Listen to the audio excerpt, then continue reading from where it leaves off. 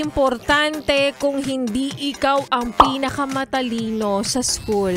Okay lang din kahit hindi ikaw yung pinakamataas ang grades. Okay lang yung sakto ka tapos pag-graduate mo, gulatin mo sila, 'di ba? Basta ang importante sa'yo, hindi man ikaw ang pinakamagaling na estudyante, ang mahalaga, kahit kailan, hindi ka sa school tumatawang mag-isa. Hindi ka sa school naglabas ng sama ng loob. Yung tinutukoy kong to, syempre, yung aware yung mga kaklase mo, 'di ba?